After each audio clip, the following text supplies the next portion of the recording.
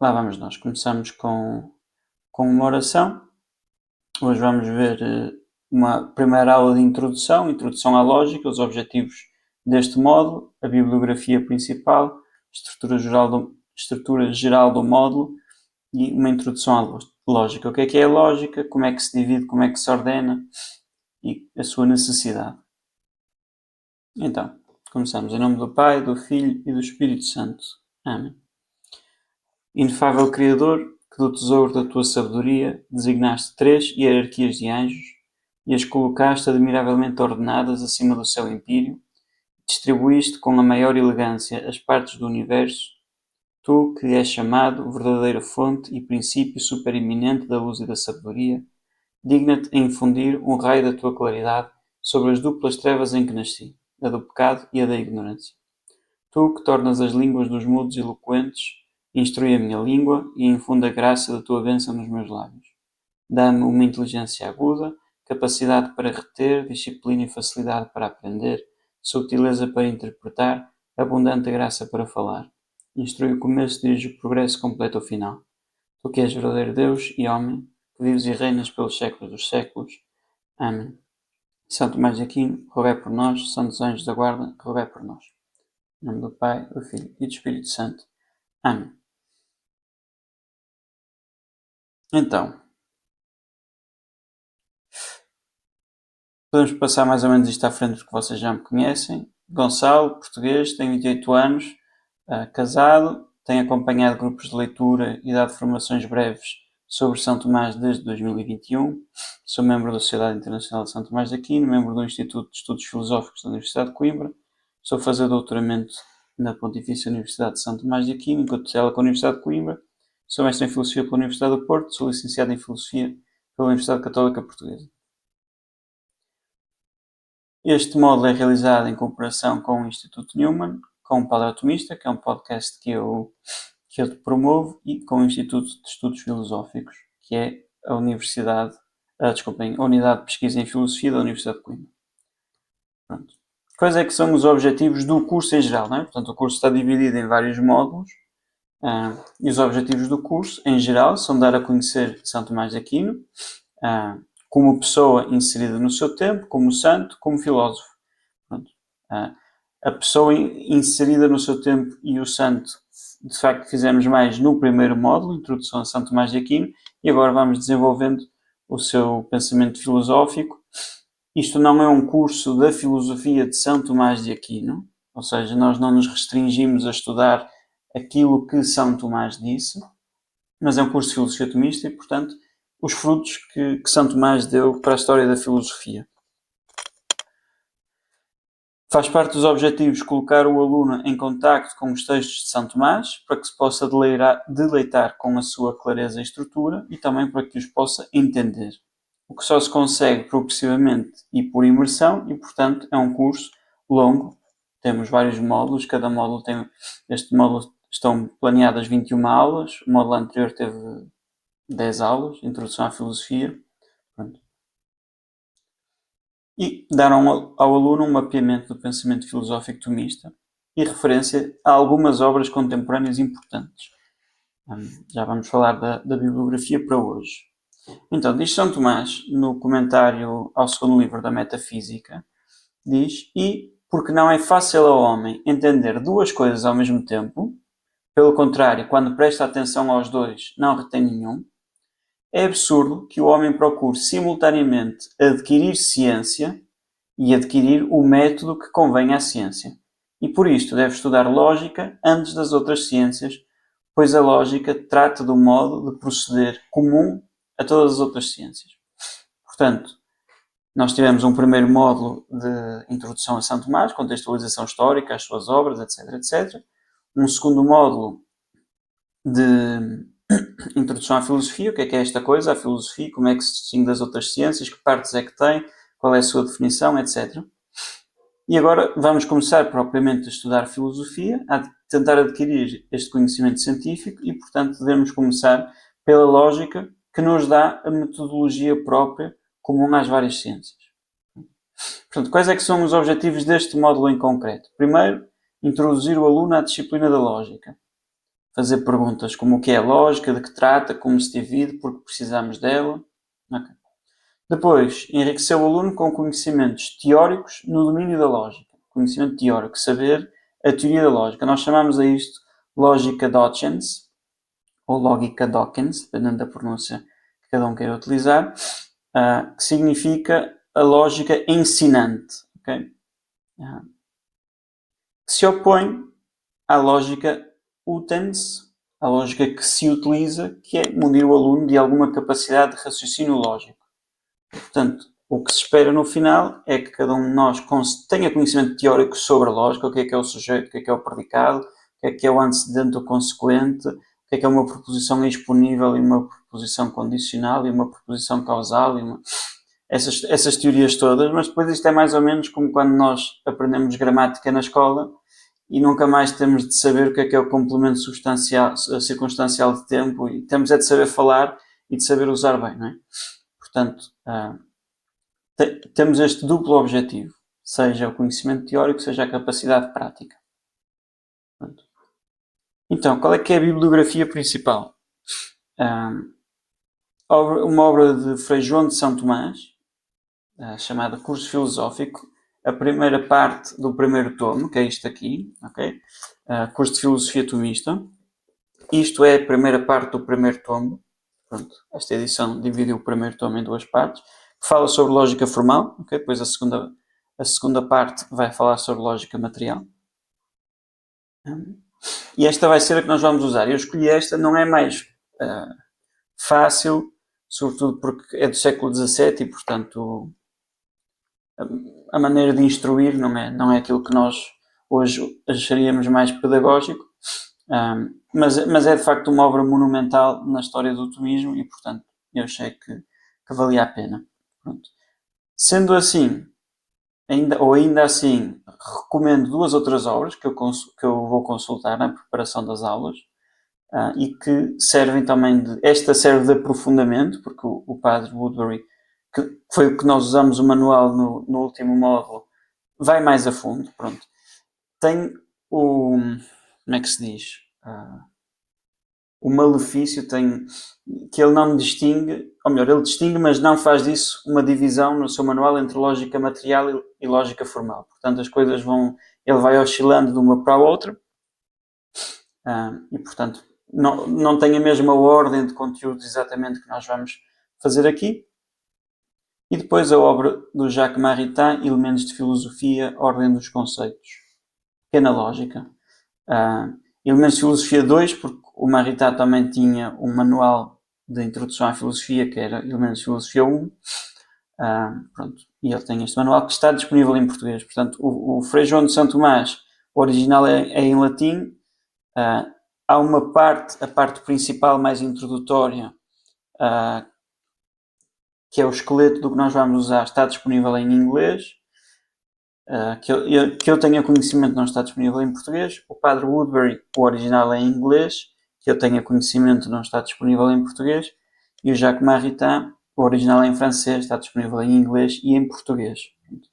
E eu disponibilizo nos materiais estas obras todas. Em português a do Maritain e em inglês a do Frei João de São Tomás. Pronto. Só recordando uma coisinha que já vimos, este é o primeiro cromo tomista, a primeira figurinha.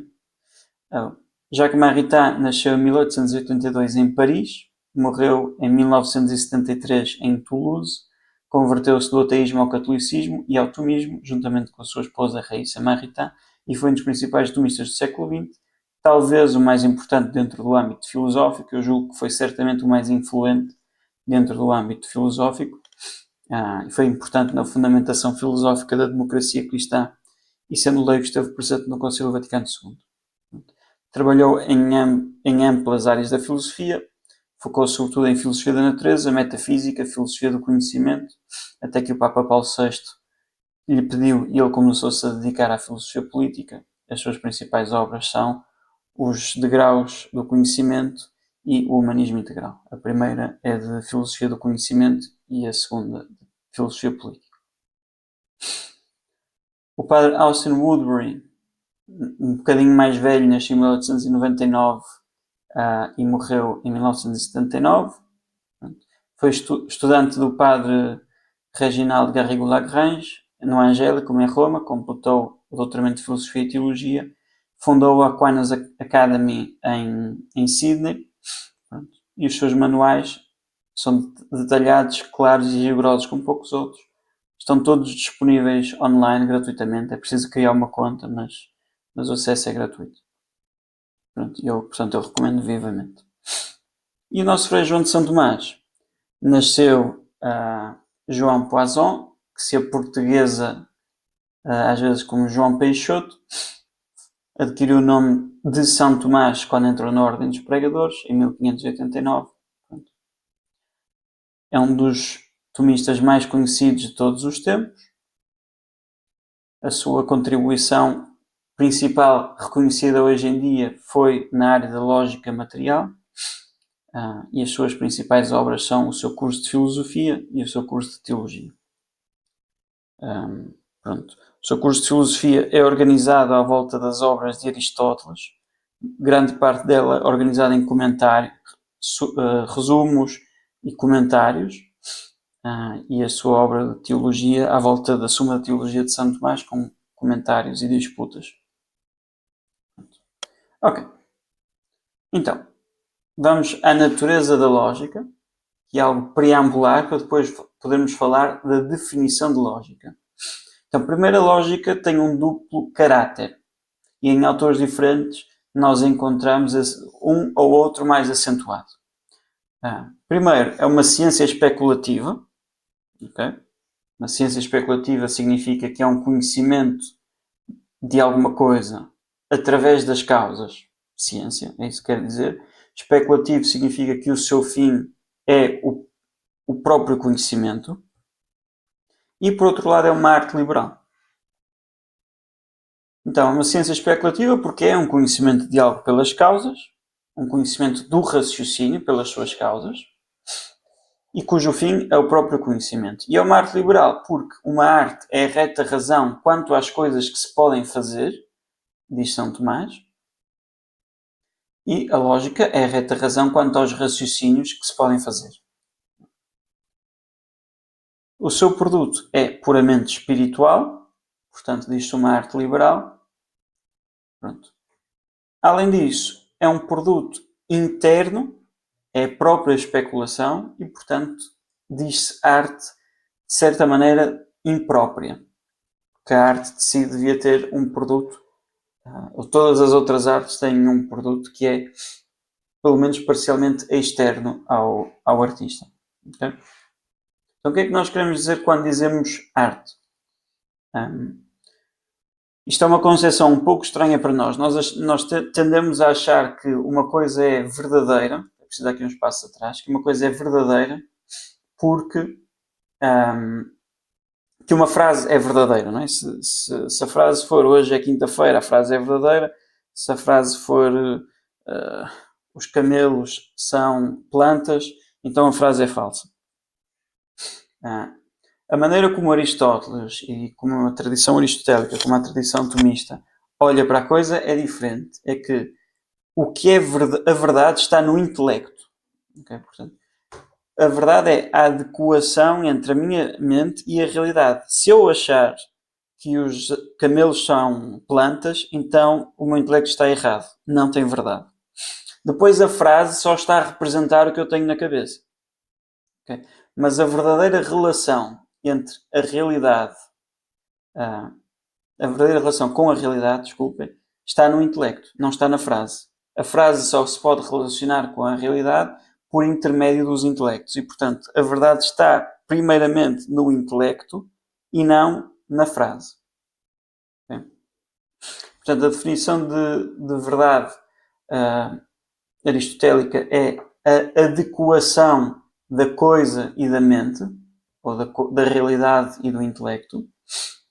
Portanto, se eu achar que a minha mão tem 7 dedos, a minha mente não está adequada à realidade e, portanto, não há verdade. Se eu achar que tem 5 dedos, a minha mente está adequada à realidade e, portanto, temos verdade. Pronto. O que esta definição de verdade permite é que a verdade se faça em dois sentidos. Sentidos, literalmente, duas direções. Primeiro, o mundo é de tal maneira, ok? Sei lá, esta coisinha é feita de cortiça, o mundo é de tal maneira, e eu agora, o meu intelecto relaciona-se com o mundo conhecendo-o. Okay? O mundo, isto é de cortiça, e agora a minha mente adequa-se a esta realidade. Temos verdade. Outra maneira do meu intelecto se relacionar com a verdade é o sentido oposto. Eu tenho na minha mente algo de cortiça e faço essa coisa de cortiça. E agora a minha mente adequou-se à realidade no sentido oposto. Claro que fazer coisas de cortiça não é difícil, mas podemos escrever cartas, né? Eu tenho coisas no meu intelecto e coloco-as cá fora. O simples facto de eu dizer boa noite, eu tenho alguma coisa no meu intelecto que eu ponho cá fora. Então, para falar destes dois sentidos, nós falamos de o intelecto especulativo ou teórico, que conhece, e o intelecto prático, que faz. Depois, a virtude que guia o nosso intelecto teórico para conhecer, nós chamamos ciência. Já falámos um pouco disso na introdução à filosofia. A virtude que guia o nosso intelecto prático são duas. Porque fazer pode-se dizer em dois sentidos. No sentido de agir, olha, fizeste mal em dizer aquilo à Joana. Okay? Agiste mal. E no sentido de produzir. Fiz uma bela coisa de cortiça, escrevi um belo poema, etc. Quanto ao agir, a virtude que guia o intelecto chama-se prudência, que diz aquilo que se deve, como é que se deve agir, quando é que se deve agir, a medida em que se deve agir, a proporção, etc. etc. E a virtude que guia o intelecto no ato de produzir alguma coisa chama-se arte. Ou chamam-se artes, porque depois são várias artes. Pronto. Sendo que na lógica nós produzimos coisas, produzimos raciocínios, e que a lógica nos ajuda, é uma virtude, um hábito que nos ajuda, que nos guia na formação desses raciocínios, diz-se em certo sentido arte. E porque o produto, agora distinguimos as artes em artes liberais e artes mecânicas, ou servis. Quando o produto de uma arte é espiritual, como é no caso da lógica, em que se produz raciocínios, como é o caso da literatura, em que se produz histórias, okay? A arte de fazer uma história é diferente da arte da caligrafia e é diferente da arte de produzir livros, são coisas diferentes. A história de si é imaterial. Estas artes são exemplos de artes liberais. A gramática é um exemplo de arte liberal, etc. Quando o produto da arte é material, então chamamos a isso uma arte mecânica ou uma arte servil, como no caso da pintura. Pronto. Não tem a ver com... O ponto aqui do nome liberal ou servil tem a ver com o facto de libertar o ânimo, a alma, desculpem, por nos conduzir a coisas mais elevadas, a coisas espirituais. Portanto, foi um nome que foi dado na Idade Média. Pronto. Não tira nada à dignidade da pintura, etc, etc. Aliás, até há algumas discussões, depois há outra distinção entre as belas artes e as artes úteis. Há algumas discussões entre tomistas se não seria o caso que todas as belas artes são artes liberais, porque está-se a produzir mais do que a pintura, etc. Pronto. Isso são conversas que não nos interessam hoje. Mas a lógica, evidentemente, sendo uma arte, é uma arte liberal. Mas como no caso da lógica, o produto interno, o produto espiritual é interno ao próprio pensamento, porque é o pensamento em si que está a ser produzido, diz-se arte de maneira imprópria. Porque a razão não está a produzir nada diferente de si mesmo. Pronto. Agora, tendo esta noção da natureza da lógica, passamos à procura de uma definição. Primeiro, recordamos o que é uma definição. E uma definição, como todos sabemos, é o moratio imperfecta quod quid est exponens manifestative. Na expressão de São Tomás, oratio significans quod quid est, uma oração imperfeita que expõe manifestando o que algo é. Uma oração, isto são termos lógicos, não é? Mas uma oração significa uma composição de termos, é imperfeita porque não tem verbo. A definição de homem é animal racional e não o homem é um animal racional. Okay? O homem é um animal racional é a definição no sentido que é a ação de definir. Mas nessa ação de definir eu atribuo ao nome homem a sua definição. Portanto, a definição em si não inclui o verbo, é uma oração imperfeita que expõe, que abre o que uma coisa é, manifestando, tornando mais manifesto, mais claro o que é que essa coisa é. Existem vários tipos de definição. Okay? Uma definição nominal significa que se está a explicar o nome, okay? Ainda que a explicação do nome seja feita em ordem à explicação da coisa em si. E depois uma explicação real explica-se a própria coisa. Uma definição nominal pode ser etimológica, como quando eu digo que a economia é a regulação da casa. Estou a pegar na etimologia, eco vem de casa, nomia vem de lei, de regra, é a regulação da casa. Podemos ter definições nominais explicativas, okay? Em que explicamos por termos mais conhecidos a mesma coisa, portanto, como quando eu digo que uma união hipostática é a união de coisas diversas que constitui uma só pessoa. Eu só estou a trocar as palavras por palavras cujo significado nós conhecemos melhor. E depois temos uma definição descritiva em que nós descrevemos as coisas, é uma definição de senso comum. E dentro da definição real, podemos definir a coisa por princípios intrínsecos ou por princípios extrínsecos. Os princípios intrínsecos podem pertencer à essência ou não pertencer à essência, portanto, real, intrínseca, essencial ou descritiva. Se os princípios, no caso da essencial, se podem separar, chama-se física. Se não se podem separar, chama-se metafísica. Definição do homem física: o homem é composto de corpo e alma espiritual. Definição do homem metafísica: o homem é um animal racional. Não se pode ter o racional sem ter o animal. Okay? E, portanto, são princípios inseparáveis. Nós só podemos separar na nossa razão. Eu posso compreender o que é ser racional sem estar a pensar no animal e vice-versa. Mas, na realidade, o racional não pode existir sem o animal. Na física, um corpo pode existir sem alma e uma alma pode existir sem corpo. Quando ela não é essencial, dizemos que ela está a descrever. Sim? Permite-me só a pergunta.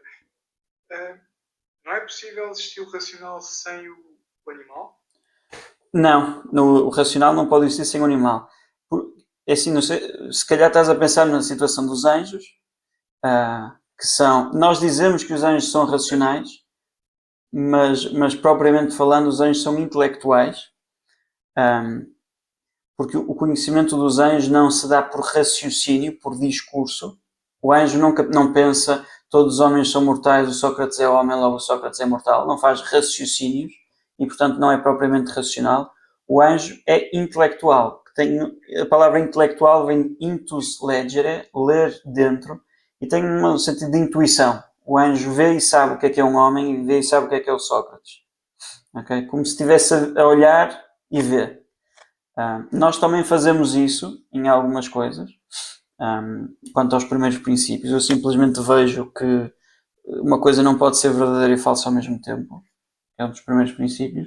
Não raciocínio para chegar a essa... Claro que depois posso fazer raciocínios à volta disto, para confirmar isso, para justificar isso, mas eu simplesmente vejo que isso é verdade. Okay? Pronto. A maioria das vezes nós usamos intelectual e racional como sendo sinónimos, mas de facto, na filosofia tomista tem um sentido... Mesmo na filosofia tomista usamos muitas vezes como se fossem sinónimos. São Tomás vai dizer alma intelectual, alma racional, o animal racional, mas quando deixamos ao nível técnico têm sentidos ligeiramente diferentes. De nada. Obrigado, eu.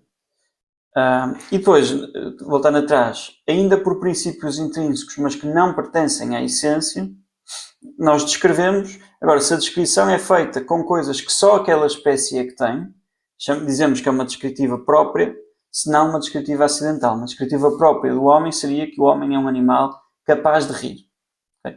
É um animal, só o homem é que é capaz de rir, é próprio do homem e, portanto, temos uma definição que está a descrever, mas com elementos próprios.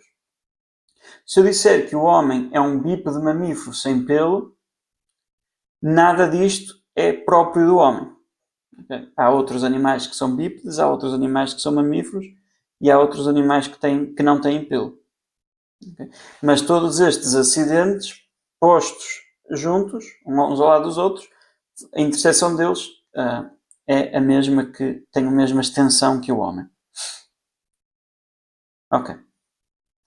Depois, em vez de usar princípios intrínsecos, posso usar princípios extrínsecos, ou seja, posso usar as causas extrínsecas, a causa eficiente, ou a causa final, ou a causa exemplar. Causa eficiente, quando eu digo, por exemplo, a alma humana é a alma diretamente criada por Deus. Okay? Estou a dizer o que é a alma humana falando da sua causa eficiente. A genética é quando eu uso a origem, o processo pelo qual se chegou a uma coisa, como se eu definir uma linha reta como o resultado da união de dois pontos pelo caminho mais curto num plano euclidiano. Eu estou a dizer como é que se faz uma reta. Okay? E ao dizer como é que se faz uma reta, estou a falar da causa eficiente, mas não, a causa eficiente sou eu, não é isso que eu estou a dizer como é que se forma a coisa. E, portanto, dizemos causa eficiente genética. Desculpem, definição eficiente genética. Exemplar, como quando dizemos qual é que é a causa exemplar, por exemplo, o homem é feito à imagem e semelhança de Deus. E depois a causa final, o homem é criado para louvar, reverenciar e servir Deus Nosso Senhor e mediante isso salvar a sua alma, por exemplo, diz Santo Inácio de Loyola, é uma definição nominal. Ok. Então, a definição mais perfeita, que nem sempre é possível, é a definição metafísica, e é mais perfeita porque torna a coisa que nós queremos definir não apenas mais clara, como se tivesse mais luz para nós a vermos, mas mais quiditativo. Ou seja, essa claridade vem dos princípios intrínsecos mais fundamentais. Pode dar-se o caso de que se eu disser que o homem é um animal racional, a criança fica a olhar para mim tipo, hã? E se eu lhe disser que o homem é um animal bípede, sem pelo, etc., seja mais claro para a criança, ela o tome como algo mais claro, mas de si não o é. Okay? Porque de si estamos a usar coisas extrínsecas para definir o homem. Ok. Posso só fazer uma questão? Claro. Podes recordar a definição física? A definição física usa princípios essenciais, que pertencem à constituição essencial do homem, mas que podem existir separados na realidade. E o exemplo era o homem é composto de corpo e alma espiritual. Ok. Só o homem é que é composto de corpo e alma espiritual, portanto é uma definição. São princípios intrínsecos da essência do homem, mas podem existir separados na realidade. Ok. Ora, nós precisamos de definições porque, devido à fraqueza do nosso intelecto, para compreender coisas simples, usamos coisas compostas. Portanto, nós, para definir um termo incomplexo, simples, vamos usar um termo complexo. Por exemplo, homem, animal racional. Okay? E depois continuamos a fazer isto e dizemos que o animal é um ser vivo, senciente. Okay? O nosso intelecto, devido à fraqueza do nosso intelecto, nós precisamos de recorrer a mais termos. Ora, a coisa que nós queremos definir, chamamos a espécie. Essa espécie vai pertencer a um conjunto mais amplo, que nós chamamos género, ou quase género, às vezes não é possível atingir um género real. e esse género tem várias espécies e nós distinguimos esta espécie por uma diferença que se chama diferença específica. Portanto, existem vários animais, o homem é claramente um animal, existem vários animais, um deles é racional. Então isto serve de diferença. Ok. Agora, recordando também o que já tínhamos visto das várias ciências filosóficas, tínhamos visto no módulo de Introdução à Filosofia que podemos distinguir 3 ordens principais de filosofia. Uma filosofia do pensamento, filosofia racional ou lógica, que é um conhecimento filosófico da ordem que a mente faz no seu pensamento. Tínhamos visto que a filosofia, sendo uma sabedoria, pertence-lhe ordenar, pôr as coisas em ordem, e vimos que há uma ordem que a mente faz ao pensar. Uma filosofia das coisas, real ou especulativa. Diz-se real porque é a filosofia da ordem que a mente encontra nas coisas, coisa em latim res, e daí a palavra real. E é especulativo porque consiste em observar, speculare, as coisas tal como elas são. E depois uma filosofia do prático, um conhecimento filosófico da ordem que a mente faz, falamos ainda agora disto, fora de si. E prático tem aqueles 2 sentidos, agir e produzir, e portanto daí vêm 2 ciências. Okay?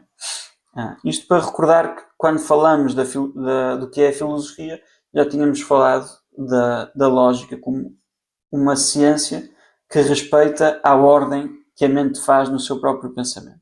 Okay. Então, primeiro, é claro, okay, nós para chegar a uma definição precisamos de partir sempre daquilo que é mais claro e ir tentando discernir o que é menos claro. É claro, é um ponto de partida para nós que a lógica diz respeito a relações mentais. Okay? São relações que só podem existir na mente. Tal como a relação entre sujeito e predicado, entre antecedente e consequente, se isto, então aquilo. E que a lógica diga respeito a estas coisas é evidente. A pergunta que poderia surgir é se essas relações são o objeto formal, se são a coisa determinante sobre a qual a lógica se versa. Isso já não é unânime. Por exemplo, Francisco Soares, que é foi um filósofo jesuíta, defendia que o objeto da lógica são as próprias operações do intelecto. Okay? Nós, para raciocinar, fazemos operações com o nosso intelecto, conhecemos coisas, fazemos afirmações e negações, fazemos raciocínios. E ele defendia que as próprias operações é que são o objeto da lógica, e portanto a lógica seria a ciência especulativa das operações do intelecto. Mas a posição tomista é que o objeto são as próprias relações mentais e não as operações. Porquê? Porque a própria ordenação dos conceitos não silogismo conduz a razão suficientemente nas suas operações. E nós já vimos que o objetivo da lógica é conduzir a razão nas suas operações. Ou seja, o facto de eu ordenar, pôr os conceitos na ordem certa, e dizer isto é o sujeito, isto é o predicado, isto é o termo maior, menor e médio, que são tudo coisas que nós haveremos de ver ao longo destas aulas, isso já conduz suficientemente o intelecto. Dito de outro modo, para dirigir o intelecto nos seus atos, basta atender à reta ordenação dos conceitos. Ora, a reta ordenação dos conceitos é uma relação mental, logo, para dirigir o intelecto nos seus atos, basta atender a relações mentais. Ora, a lógica dirige o intelecto nos seus atos, logo, a lógica basta atender a relações mentais. Okay? E já começamos a fazer estas coisas bonitas que os lógicos fazem. Um ente que existe ou pode existir na natureza de um ser, diz-se um ente real, pode existir na realidade. Mas um ente que não existe nem pode existir fora da mente, diz-se um ente de razão. Ou um ente mental. Um cubo de si, um quadrado, o cubo também, mas o quadrado é mais evidente. Não pode existir na realidade, porque na realidade só existem coisas tridimensionais. Okay? Fora da mente não existem quadrados. Existem coisas que no nosso intelecto nós associamos ao quadrado, mas isto não é um círculo, não é? Porque isto é tridimensional. Isto seria um cilindro na melhor das hipóteses. É um exemplo de um ente de razão ou um ente mental. Ora, as relações entre sujeito e predicado, antecedente e consequente, não podem existir fora da mente. Sujeito e predicado, espero eu que toda a gente saiba o que é. Se bem que aqui há uns anos estava a dar umas explicações de lógica e ao fim de 3 semanas descobri que a pessoa não sabia o que era sujeito e predicado. Não falava bem português e, portanto, não sabia o que era o sujeito e o predicado. O antecedente e o consequente é quando eu digo se chover a terra vai ficar molhada. Okay? O antecede e o que consegue. Ou se eu disser todos os homens são mortais e Sócrates é homem, antecedente, logo Sócrates é mortal, consequente.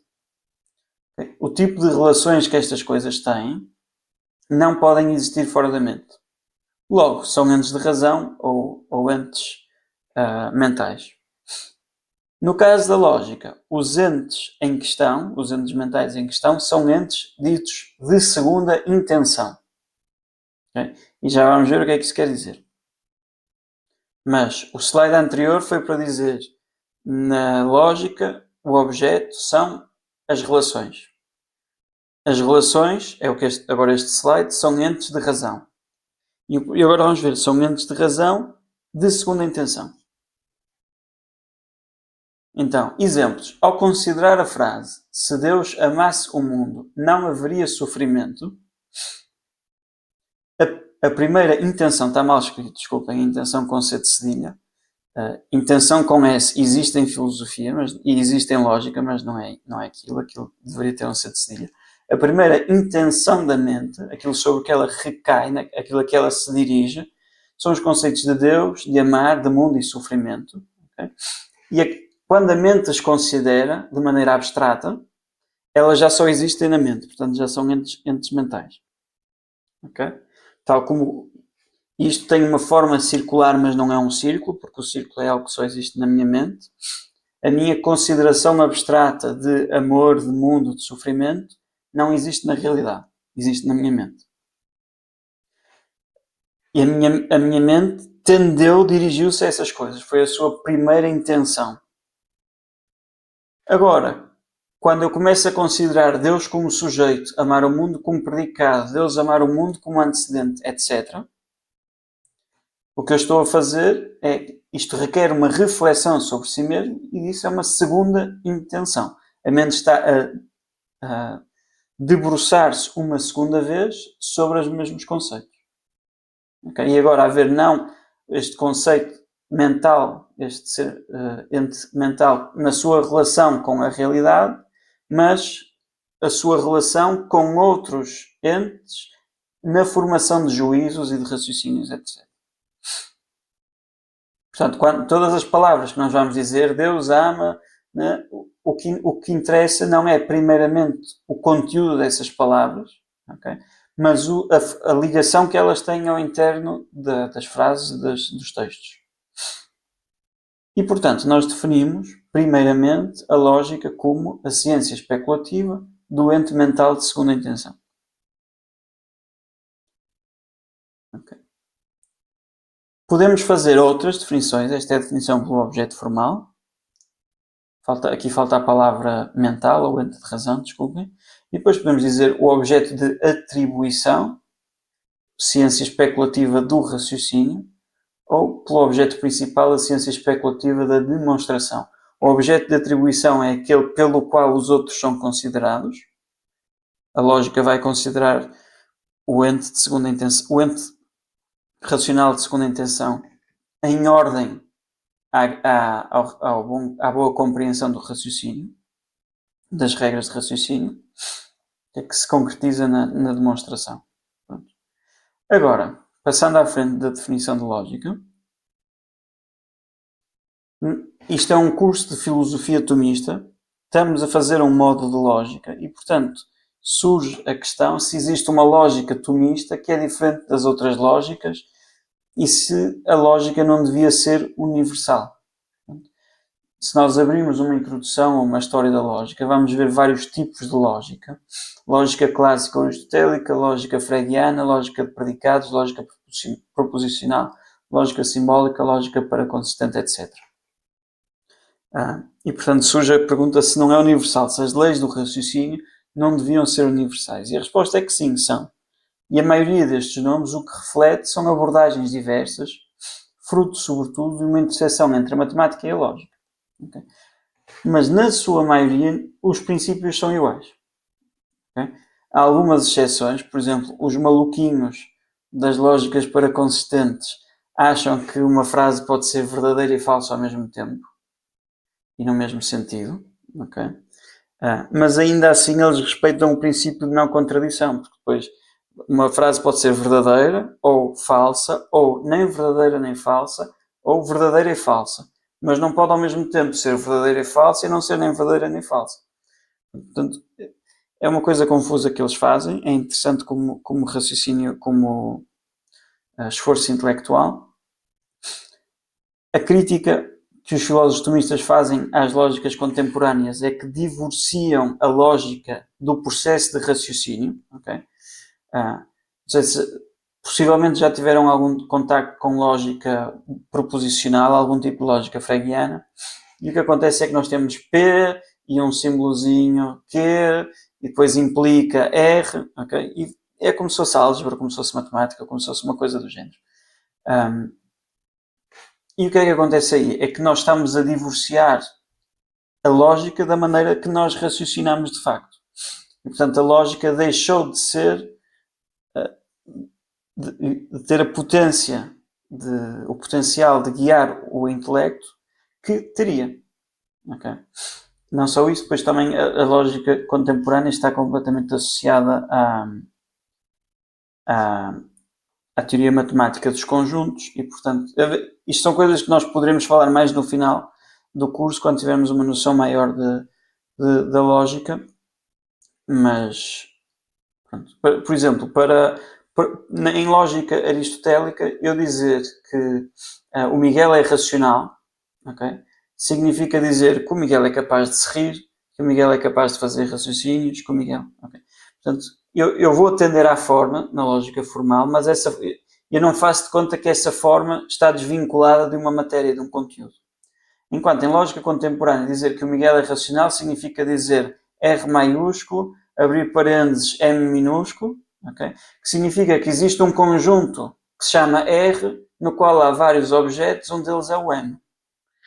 Okay? Portanto, só há a extensão, este conjunto tem vários membros, não há intenção, agora com S, em que este conjunto tem várias notas, várias características. Ser racional significa isto. Portanto, estou só a dar um exemplo de como a separação feita na lógica fregiana entre o modo natural de raciocinar e de comunicar e a lógica leva a este tipo de coisas. Okay?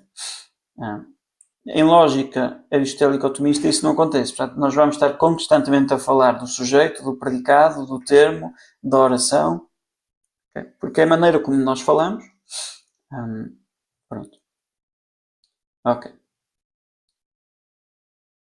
Pronto. No final podemos ter mais ferramentas para avaliar as diferenças entre uma lógica e outra. Então, divisão da lógica. Em todas as artes, são duas as coisas que se devem considerar: a matéria e a forma. A matéria não é feita pelo artista, mas é pressuposta, e a forma é induzida pelo artista e por isso está primeiro na sua intenção. Exemplo, nós vimos isto quando falamos da ordem em que se devem ensinar as disciplinas filosóficas. Qual é que é a matéria? É o aluno, é o intelecto humano, e portanto eu tenho que ter em conta como é que funciona o intelecto humano para decidir qual é que é a ordem das coisas que eu vou ensinar. Outro exemplo, se eu quero esculpir uma imagem de Nossa Senhora em mármore, isso é muito diferente de esculpir em madeira. Portanto, vou precisar de uma matéria na qual vou induzir uma forma, okay? Mas a maneira como vou induzir a forma requer conhecimento da matéria. Conhecimento muitas vezes teórico da matéria. Mas a forma é o que está primeiro na minha intenção. Se eu quero fazer uma imagem de Nossa Senhora, ou se eu quero fazer um cubo, vou fazer coisas muito diferentes. A lógica é uma arte cujo munus é dirigir a razão para que não erre no seu modo de discorrer e conhecer. E, portanto, diz-se uma arte racional, não porque o seu sujeito é a razão, isso é comum a todas as artes, mas porque a obra da razão, o produto da razão, é a sua matéria. Okay.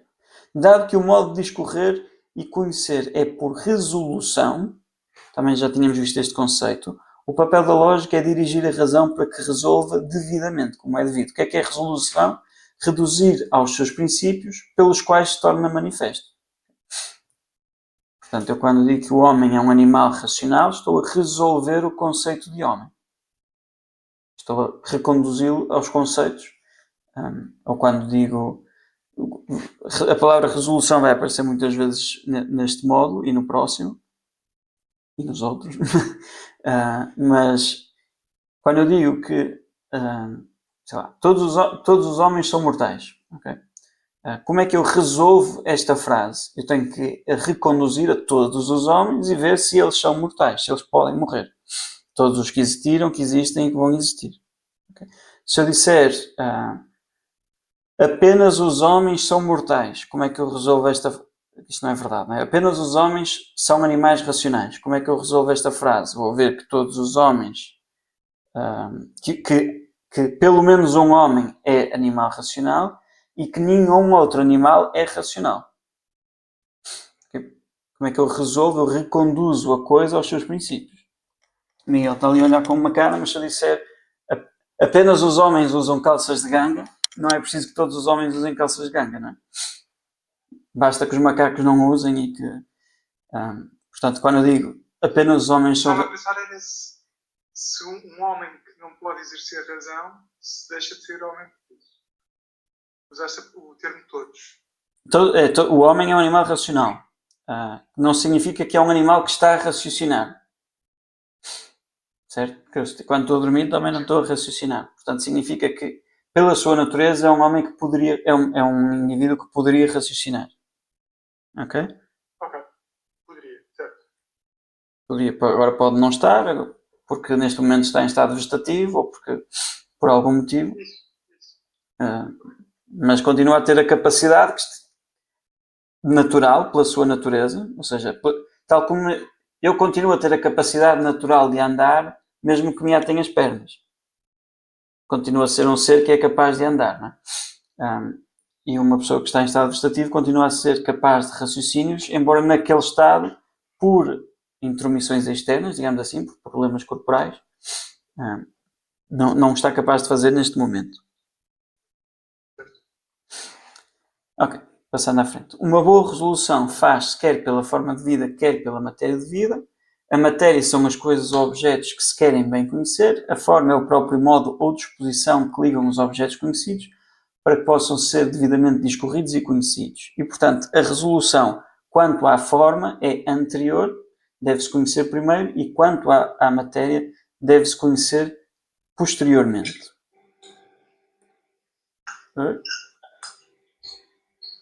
Ok. Bem, portanto, recapitulando, numa arte nós precisamos de atender à matéria e à forma. A forma está primeiro na intenção, é porque eu quero fazer uma estátua, em primeiro lugar, que agora eu vou procurar uma matéria. Se eu quisesse fazer um poema não precisava de procurar uma matéria. E depois, escolhendo esta forma, quero fazer uma imagem de Nossa Senhora para levar no Andor na festa da Assunção. Porque eu tenho isto em mente, eu decido que é melhor não fazer uma imagem de mármore e é melhor fazer de madeira ou de cerâmica, mesmo cerâmica se calhar não, ok? Tendo em conta a forma, eu vou escolher a matéria. Depois tenho que ter conhecimento sobre a matéria para poder trabalhar da maneira correta. A mesma coisa na lógica. Vamos ter de resolver as coisas ao seu conteúdo e à sua matéria, conteúdo, e à sua forma, ao modo e à disposição. Eu dei exemplos de resolução à matéria, quando eu digo que todos os homens são racionais. Eu agora, para resolver isto em ordem à matéria, vou ver o que é que significa o homem, o que é que significa racional, e ver se isso se realiza, se todos os homens são racionais. Mas a resolução quanto à forma, nós já a fazemos extrinsecamente, que é quando eu digo que todos os homens são racionais, eu estou a dizer que pertence a todos os homens ter esta característica de que é racional. É isso que a forma está a dizer. Okay? Porque se eu disser nenhum homem é racional, ou todos os homens são não racionais, a resolução vai ser diferente. Porquê? Porque a forma é diferente. Quando eu digo o Pedro tem 2 metros e o Pedro não tem 2 metros, a ligação entre os conceitos é diferente. E, portanto, a resolução propõe uma análise ao nível da matéria e uma análise ao nível da forma, e aquela ao nível da forma é anterior. E, portanto, dividimos a lógica em 2 partes. Primeiro, trata-se das coisas relativas à forma e à resolução anterior, chamamos a isso lógica formal, e depois trata-se das coisas relativas à matéria e à resolução posterior, lógica material. Neste modo, nós centramos-nos em lógica formal. No próximo, falaremos de lógica material. Okay. Então, na lógica formal, atendemos à forma, à estrutura do raciocínio e pomos entre parênteses as condições sobre a matéria. E assim, destes 2 argumentos, primeiro argumento, todos os cavalos voam, o Sócrates é cavalo, logo o Sócrates voa, e todos os cavalos são mortais, o Shadowfax é um cavalo, logo Sócrates é ateniense. Destes 2, o primeiro é válido, significa que tem uma boa consequência, a conclusão segue-se de facto das premissas, ele é válido, apesar de todas as proposições serem falsas. E o segundo é inválido, tem uma má consequência, a conclusão não se segue das premissas, apesar de todas as proposições serem verdadeiras. Okay? Isto é só um exemplo para nos ajudar a perceber o que é que significa dizer que nos vamos focar na forma e não na matéria. Pronto, e de ver isto, tiramos 2 conclusões. Primeiro, que o estudo da lógica formal é fundamental. Estamos a ver, vamos estudar o modo correto de tirar conclusões, o modo correto de fazer consequências, uma boa consequência, de fazer inferências. E vemos que a lógica formal não é suficiente, porque eu posso fazer argumentos que são válidos e que são uma estupidez. Okay? Portanto, as 2 são necessárias e complementares. Agora, a ordem da lógica. Já só estamos a falar de lógica formal. A lógica dirige o reto modo de raciocinar. Há 3 atos da razão, nos quais de um se passa ao outro, e, portanto, é essa a ordem que nós vamos seguir no estudo da lógica.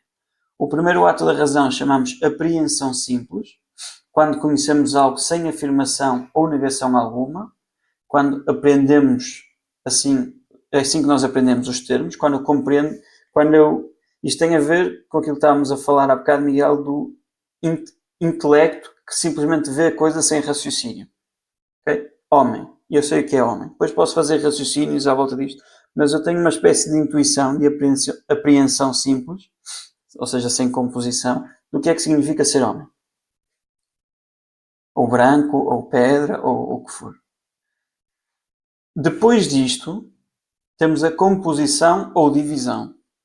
Quando se conhece algo, afirmando ou negando alguma coisa. Se afirmamos, estamos a compor, a pôr junto. Se negamos, estamos a dividir. E assim formam-se proposições. Exemplo, este homem é branco. Isto é uma composição, uma afirmação. O homem não é uma pedra. Isto é uma divisão, uma negação.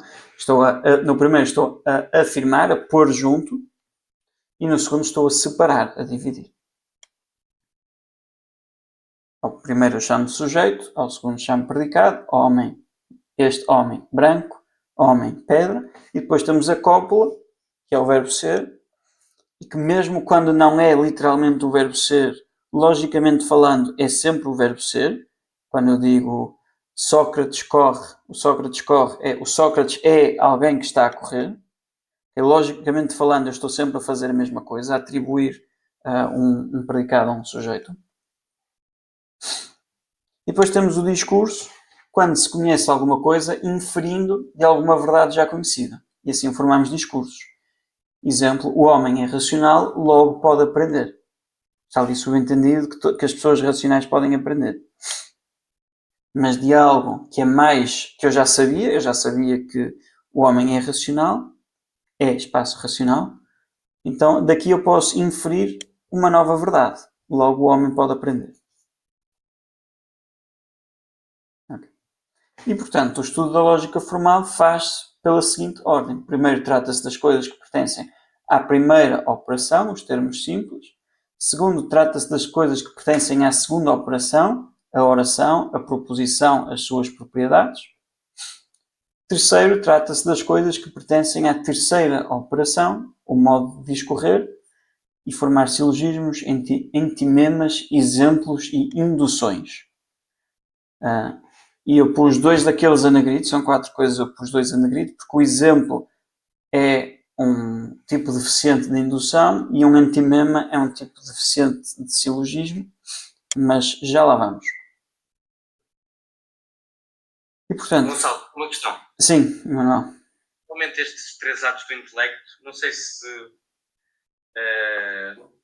de forma mais comum, normalmente são chamados de apreensão simples, juízo e raciocínio, certo? Exato. Sim. Ok. Há alguma razão para aqui tu chamares de outra forma? Estou a usar a linguagem que usa o Frei João de São Tomás. Okay. Mas é exatamente a mesma coisa. Ok?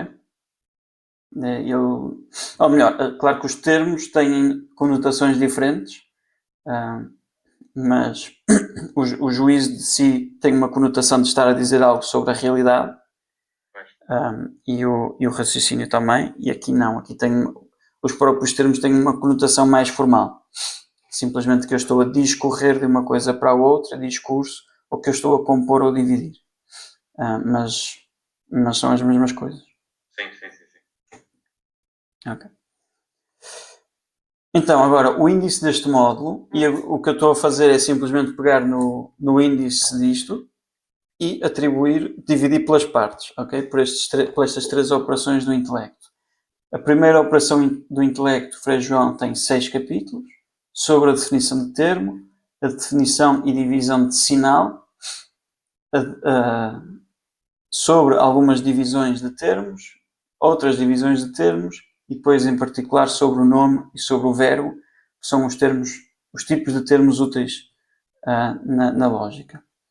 Depois, a segunda operação do intelecto tem mais capítulos, em que se fala da oração, dos modos de conhecer, que são as definições, a divisão e a argumentação, uma proposição, as divisões das proposições, as propriedades das proposições, etc. E os tipos de proposições, etc. E depois, sobre a terceira operação do intelecto, a consequência, ou o raciocínio, a sua divisão, também a indução, também as falácias, como é que se faz bons silogismos, etc. E aqui isto ficou mal. E depois, esta calendarização é sempre provisória, porque se calhar vamos atrasar ou vamos adiantar, pronto, mas que também já vos mandei no grupo do WhatsApp, mas que também tem aqui, em que, por acaso eu acho que no grupo do WhatsApp só tem os títulos e aqui tem a distribuição daqueles capítulos pelas aulas. Pronto. Depois, por fim, a necessidade da lógica. Okay.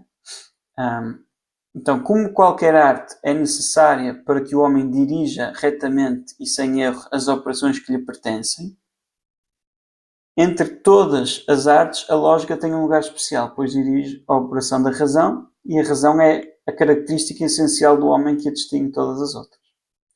E, portanto, a lógica já tem a utilidade de todas as outras, mas adquire uma utilidade maior. É verdade que, até certo nível, há uma lógica natural que nos basta, okay, que nos chega para fazer os nossos raciocínios cotidianos, mas para adquirir um conhecimento científico requer-se um conhecimento mais elevado de lógica. Nós distinguimos entre lógica natural e lógica artificial, no sentido de arte. É uma arte que se adquire. Okay? É uma qualidade que se sobreadiciona ao intelecto e que se obtém a partir do estudo, através do estudo, e que nos permite raciocinar de maneira mais rigorosa. Okay. Agora, para nos ajudar e motivar para ver qual é que é a ideia do produto final do que um graduado de lógica consegue fazer com imenso rigor.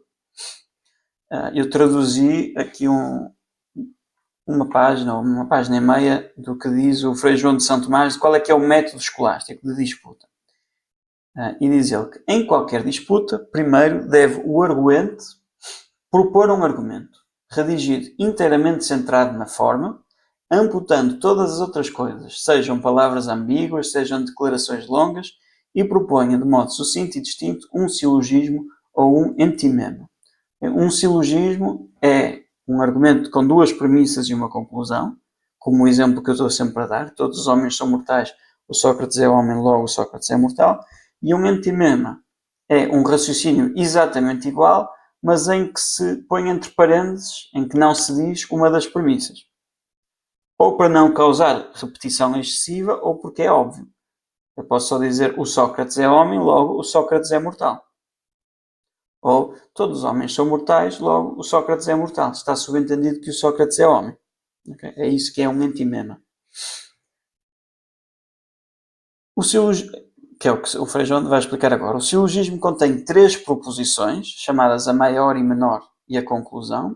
A primeira premissa é maior, a segunda premissa é menor e a conclusão. Ou consequente, que é a consequência, conectadas pela nota da ilação, que é a partícula logo. A primeira conexão e a própria conexão chama-se ilação ou consequência. Já o entimema contém 2 proposições, das quais a primeira se chama antecedente e a segunda consequente, conectadas do mesmo modo. Se, por exemplo, pretendo provar que não se deve abraçar uma vida voluptuosa, uma vida entregue aos prazeres carnais, formo o seguinte silogismo: nada que repugna à honestidade da virtude se deve abraçar, uma vida voluptuosa repugna à honestidade da virtude, logo não se deve abraçar. Ou, se quer formar um entimema com antecedente e consequente, forma o seguinte: uma vida voluptuosa opõe-se à iminência da virtude, logo não se deve abraçar. Vejam aqui o primeiro parágrafo sobre atendo-nos à forma, não dizer palavras ambíguas, declarações longas. E agora lembrem-se de todos os debates políticos que já viram e estão a ver a semelhança.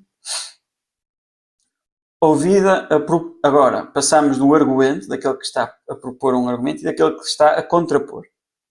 Ouvida a proposição do argumento, o defendente a nada atenda, senão a repelir de modo íntegro e fiel o argumento proposto. Ao mesmo tempo, ao retomar o argumento, pondere se alguma premissa é verdadeira, para que a conceda, ou falsa, para que a negue, ou dúbia ou equívoca, para que a distinga, e também se a consequência ou ilação é boa ou má. Retomando o argumento uma só vez, não lhe respondendo nada, responda às proposições nesta ordem. Se tiver 3 proposições e vir que a primeira é verdadeira, diga: concedo a maior. Se vir ser falsa, diga: nego a maior. Se vir que não diz respeito à conclusão que se quer fazer, diga: passe a maior. Passe, isso não interessa. Embora esta formulação se deva usar com modéstia e parcimónia, a menos que conste claramente que a proposição não tem pertinência. Se vir que a maior é dúbia ou equívoca, diga: distingo a maior. A maior, estamos sempre a dizer a primeira premissa. E quanto ao termo equívoco, faça a distinção com brevidade e sem confusão. Dada, porém, uma distinção, não deve explicá-la de imediato, a não ser que o adversário o peça, ou não a tenha declarado de modo suficientemente claro. E aí deve explicá-la brevissimamente. Sobretudo no início da disputa, não gaste tempo a explicar distinções, mas antes, em nada se desvie da própria forma. A maior, tendo sido concedida ou explicada por alguma distinção, já passamos essa à frente, passe à menor e proceda igualmente no negar, conceder ou distinguir, tal como dissemos da maior. Depois, chegando à conclusão, se se deve conceder, diga: concedo a consequência. Se deve negar, diga: nego a consequência. Porém, se se deve distinguir, não diga: distingo a consequência, mas distingo o consequente. Na verdade, a consequência, vamos agora ver a diferença entre a consequência e o consequente. A consequência, como consiste, falta ali um S, desculpem, na própria ilação, na própria inferência, e não na asserção da verdade, pode ser uma boa ou má ilação, e assim conceder-se como boa ou negar-se como má. mas não distinguir-se, pois a distinção cai sobre a equivocação ou a ambiguidade da proposição, enquanto tem diversos sentidos ao significar a verdade e não sobre a conveniência da ilação. Portanto, naquele exemplo que eu dei, em que todos os cavalos são racionais, o Sócrates é cavalo, logo o Sócrates é ateniense, o problema aqui não é o consequente é verdadeiro. O Sócrates é ateniense, é verdade. O problema é a consequência que não existe. O que é uma má consequência? E, portanto, nós negamos ou concedemos a consequência, mas quando vou fazer uma distinção nos termos, é que ser ateniense pode ter dois sentidos, ou porque nasceu lá, ou porque é lá que vive o seu coração, ok? Eu estou a distinguir o consequente e não a consequência. O próprio consequente é a proposição ilada, a qual pode ou ser certa, ou equívoca, ou ambígua, pelo que, quando é equívoca, se distingue. Assim não se diz distingo a consequência, mas distingo o consequente. Porém, se concede ou nega o consequente, porque isso não se pode fazer senão concedendo ou negando a própria consequência, basta dizer nego ou concedo a consequência, não o consequente. Frei João de São Tomás volta ao defendente, feita a distinção de alguma proposição, quantas vezes ocorrer a equivocação, ou melhor, continuamos no defendente, desculpa, faça a mesma distinção. Se distingui os sentidos de ser ateniense na primeira premissa e ser ateniense aparece na segunda, então a volta-se a distinguir na segunda. Não subdistinga o sentido de uma distinção já concedida, a não ser que apareça evidentemente uma outra equivocação, a qual a distinção anterior não tenha conseguido remover. Ou seja, não é preciso complicar-se. Eu já fiz uma distinção. Não é preciso que o meu oponente saiba que eu sou muito bom a fazer distinções. Okay? O único objetivo é, atendo-me à forma, mostrar-lhe que o seu raciocínio não se segue. Deve-se negar, o defendente deve negar todo o falso, nem permitir que ele passe, a não ser que conste claramente da malícia da consequência. Ou seja, porque a consequência é claramente má, aquela conclusão é falsa e, portanto, eu nem é preciso de negar. Se não perceber o sentido da proposição, de modo que o argumento disse, de modo a poder discernir a sua verdade, falsidade ou equivocação, peça ao arguente que a explique e depois continue. Por fim, cuide de responder poucas coisas e de se ater à forma do argumento. Nem queira dar a razão de tudo o que diz, senão daquilo que lhe pedem, mas deixe ao arguente todo o ónus da prova. Assim, enfatiza a força formal do argumento e procede mais expeditamente. Voltando ao arguente, ao munus do argumentador pertence primeiro não antepor demasiadas pressuposições, nem usar muitos meios de demonstração, nem propor proposições demasiado longas ou intrincadas, começar com aqueles raciocínios elaborados, é que se supusermos isto e aquilo, não faças isso, começa com um argumento simples e deixa que o outro responda. Mas antes deve cingir-se concisamente à forma, não usando muitas interrogações, mas sim pedindo as provas, a não ser quando a força do argumento se dirige a que se peça a razão do que foi dito, ou quando o estado da disputa e o ponto de dificuldade ainda não está suficientemente declarado. Segundo, que persiga sempre o mesmo meio de demonstração pelas suas causas e princípios, ou deduzindo ao inconveniente. E não se desvie para outro meio, nem repita a prova uma vez proposta, nem com as mesmas, nem com outras palavras, porque ambos são muito prolixos e enfadonhos. Ninguém quer ouvir repetir as mesmas coisas com palavras diferentes, como eu acabei de fazer. O meu professor de lógica, o padre Álvaro Balsas, dizia: nós temos de apanhar a lebre ao sair da toca. E quando a outra pessoa está a argumentar, saiu uma lebre da toca, saiu um argumento, e a gente tem de apanhar aquela lebre até ao fim. Senão, o que é que vai acontecer? E é o que acontece, e é o que nós vemos em muitos debates públicos. A pessoa dá um argumento, o outro tenta responder, e a pessoa já não segue o mesmo raciocínio, dá outro argumento. E ele tenta responder, mas a pessoa já não segue esse raciocínio, dá outro argumento. E assim não se consegue raciocinar. E, portanto, devemos perseguir sempre o mesmo meio de demonstração, deduzindo ao inconveniente, não desviar para outro meio. E exaurimos uma coisa até ao fim e depois, se houver outros argumentos, vamos analisar outros argumentos. Finalmente, o arguente não use sempre silogismo, mas use às vezes o entimema, que procede mais breve e concisamente e manifesta menos a força da ilação, da inferência, e por isso incute maior dificuldade ao respondente. Também não é para lhe fazer a vida fácil.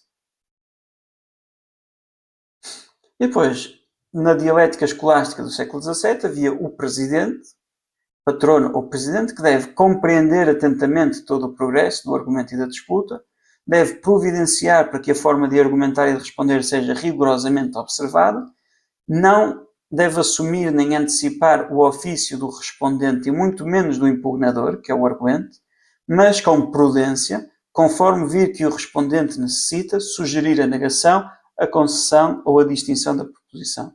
Finalmente, no fim, deve proferir um breve juízo sobre a disputa e declarar o que estiver obscuro. Okay. Exemplo. Isto são os elementos que se formos ver um manual de filosofia escolástica, encontramos não todos, mas sempre alguns destes elementos. Diz-se a tese, por exemplo, a alma humana é incorruptível. Depois, o fundamento dessa tese é que a alma humana é espiritual. Depois dá-se um argumento. Toda a forma subsistente é incorruptível. Ora, a alma humana é uma forma subsistente. Logo, etc. Logo, a alma humana é incorruptível. A defesa defende-se cada uma das premissas segundo a necessidade do contexto. A maior prova-se assim, a menor vê-se assado. Okay? Às vezes é preciso dar argumentos completos, às vezes é alguma coisa que já tínhamos falado. Portanto, a maior prova-se conforme o que está dito no capítulo, não sei o quê. Depois dá-se um exemplo. Também os anjos são incorruptíveis e são subsistentes espirituais. A brancura, sem a tensão entre os elementos materiais, não se corromperia. E depois dá-se um sinal, encontramos no homem um desejo natural de eternidade, e pronto. Esta é uma forma escolástica de argumentar. Ok. Aqui no sinal, em alternativa, podia-se dizer algum capítulo das Sagradas Escrituras. Ok. Depois, quanto a esta resposta do concedo, nego e distingo, visto num exemplo tirado de um livro do padre Eduardo Hugon, curso de filosofia tomista, ele está a defender que Deus é o Criador, okay? Está a defender a tese, não só não é impossível a Deus criar algo, mas é necessário pôr que todas as coisas são criadas por Deus. Responde a 3 objeções, estão aqui 2. Primeira objeção, é um dito comum dos filósofos, do nada nada se faz. Ora, a criação é do nada, logo a criação não se faz, ou seja, é impossível. Respondo, distingo a maior, que nada se faça sem causa alguma, eficiente, material, exemplar ou final, concedo. Que nada se faça por causas particulares sem causa material, concedo. Mas pela causa mais universal de todas, nego.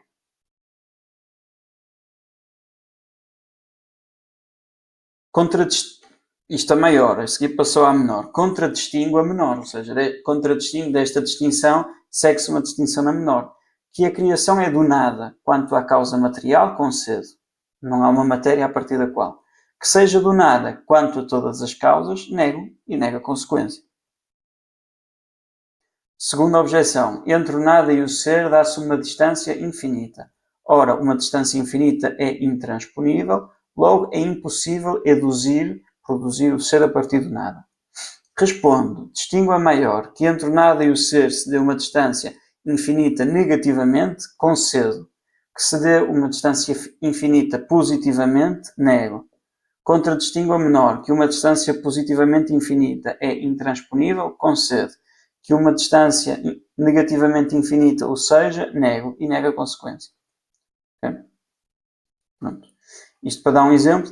Agora, se calhar, nós olhamos para isto e ficamos, qual é a diferença entre positivamente infinita e negativamente infinita? Mas o padre Hugon fez bem. A não ser que o arguente agora peça uma justificação, ele não precisa de estar a multiplicar as palavras, porque se o arguente estiver dentro de uma discussão escolástica, muito provavelmente sabe a diferença entre ser positivamente infinito e negativamente infinito. Okay? Bom, então, para um aprofundamento, isto vai estar sempre cá, ok? Houve módulos em que eu ia trocando. Para um aprofundamento ligeiro, eu recomendo acompanharem no manual do Jacques Maritain, seja a tradução portuguesa ou a inglesa. E eu ponho aqui a inglesa não porque a portuguesa seja má, mas porque a digitalização que eu tenho é de fraca qualidade. E, portanto, às vezes pode ser mais fácil olhar para a outra. A obra do Padre Woodbury. Aqui o original em latim do Frei João de São Tomás e a tradução parcial em língua inglesa. Depois, para um aprofundamento maior, o Organon do Aristóteles e os comentários de São Tomás. Em ambos os casos estão em inglês e em latim, bilingue.